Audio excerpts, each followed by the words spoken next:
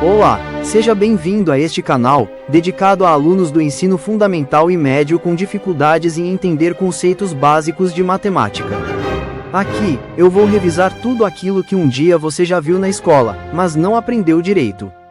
Espero sinceramente que você encontre neste canal um valioso auxílio aos seus estudos e as respostas à maioria das suas dúvidas.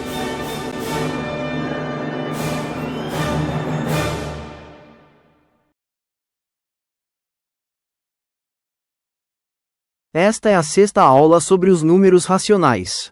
O tópico sobre os números racionais terá um total de 10 aulas. Nesta aula vamos dar uma pausa no estudo sobre a adição e subtração de frações. Nela aprenderemos sobre múltiplos, divisores e números primos, assuntos essenciais que irão nos ajudar a adicionar e a subtrair frações em expressões aritméticas com diversas frações. Na aula anterior você aprendeu a adicionar e a subtrair frações com denominadores diferentes, por meio da transformação em frações equivalentes. Viu que as frações equivalentes são a explicação para o método da multiplicação cruzada, também chamado de método borboleta, normalmente ensinado nas escolas para adicionar ou subtrair duas frações cujos denominadores não possuem divisores em comum.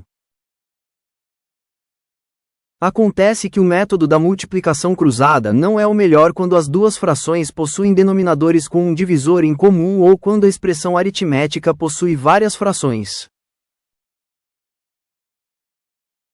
Quando os denominadores possuem um divisor em comum, a multiplicação cruzada gera desnecessariamente mais contas e uma fração com números muito altos, fazendo com que ela ainda precise ser simplificada por esse divisor comum.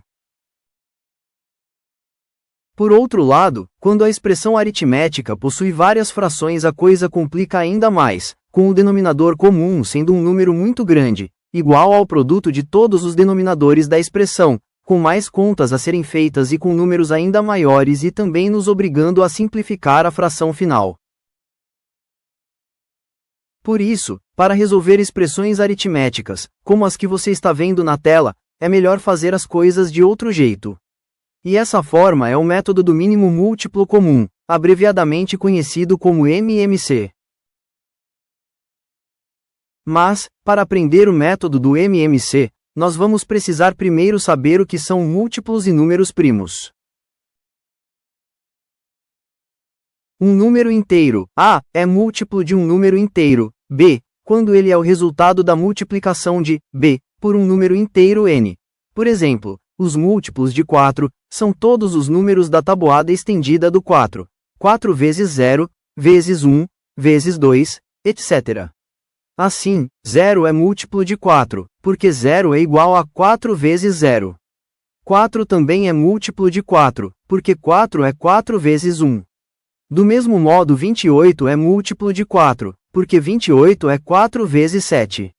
De modo geral, qualquer número inteiro n multiplicado por 4 resultará em um múltiplo de 4.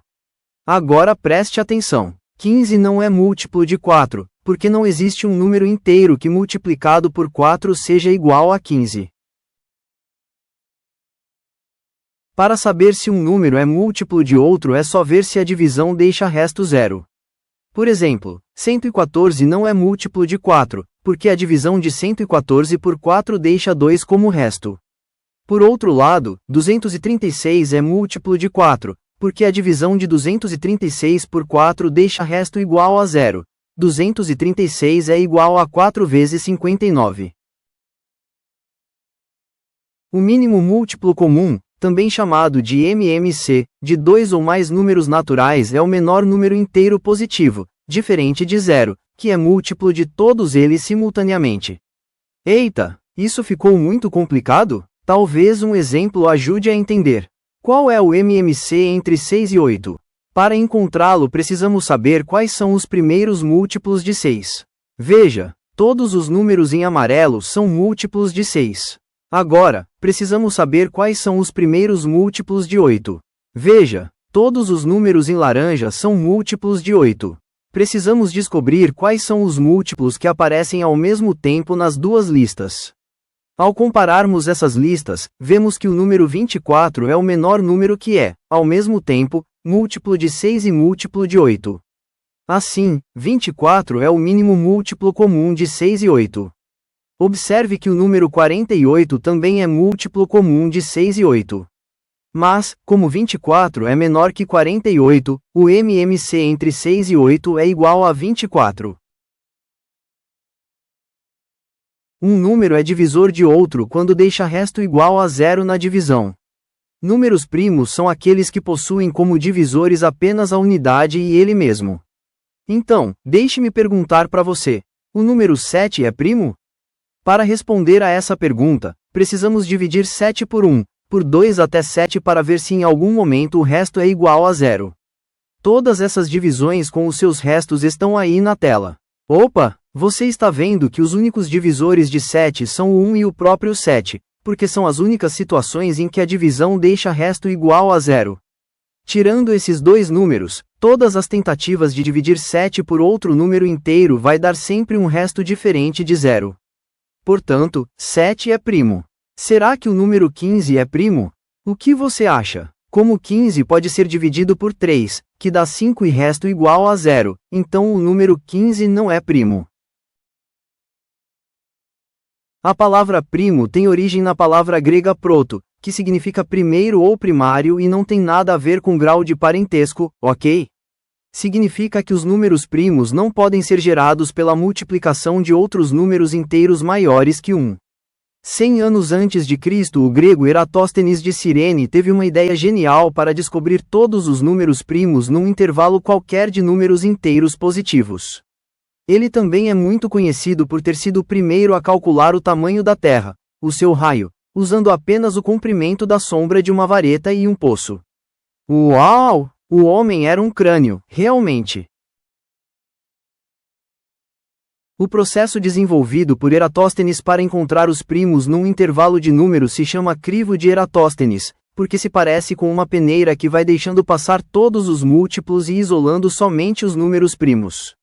Vamos usar o crivo de Eratóstenes para encontrar todos os números primos entre 2 e 30.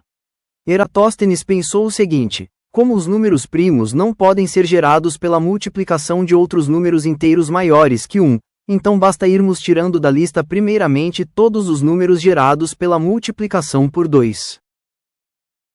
Assim, tiramos o 4, que é 2 vezes 2, tiramos o 6, que é 2 vezes 3, fazemos o mesmo com o 8, que é 2 vezes 4, com o 10, que é 2 vezes 5, com o 12, igual a 2 vezes 6, e assim por diante.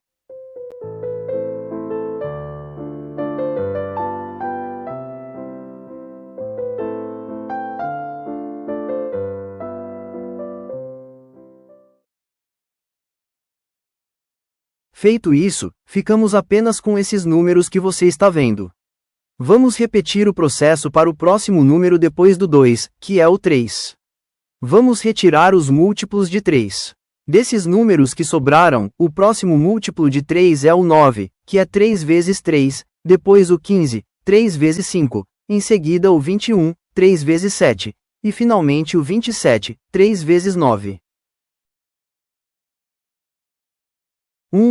Estão ficando poucos números. O crivo de Eratóstenes mostra que, entre 2 e 30, uma grande quantidade de números inteiros não é primo. Agora, o processo é repetido para o próximo número depois do 3, que é o 5. Vamos retirar os múltiplos de 5. Desses números que sobraram, o único múltiplo de 5 que sobrou é o 25. Você viu que estamos tirando cada vez menos números? Agora, depois do 5 vem o 7. Mas, repare que, no intervalo de 2 até 30, nós já tiramos todos os múltiplos de 7. Já tiramos o 14, o 21 e o 28. Assim, não há mais nenhum múltiplo de 7 a ser retirado desses números que sobraram. É só ver que, nem o 11, nem o 13, nem o 17 e assim por diante, são múltiplos de 7, porque nenhum deles é o resultado da multiplicação de 7 por um número inteiro. O próximo número da lista que sobrou é o 11. O único múltiplo de 11 entre 2 e 30 é o 22, que não está mais aqui. Da mesma forma, o único múltiplo de 13 entre 2 e 30 é o 26, que também não está mais aqui. Como nem 17, nem 19, nem 23 e nem 29 possuem múltiplos menores do que 30, além deles mesmos, o crivo de Eratóstenes terminou. Portanto, no intervalo de 2 a 30, os únicos números primos são esses que você está vendo na tela. Eles são os primeiros 10 números primos. É importante guardá-los na memória, pois isso vai nos ajudar não apenas a adicionar e a subtrair frações, mas em outros assuntos de matemática. Os números primos são tão importantes, que há muito estudo a respeito deles, sem falar que é um assunto fascinante e com aplicações no nosso dia a dia para o qual, ao longo de gerações, mentes brilhantes dedicaram suas vidas em estudá-los.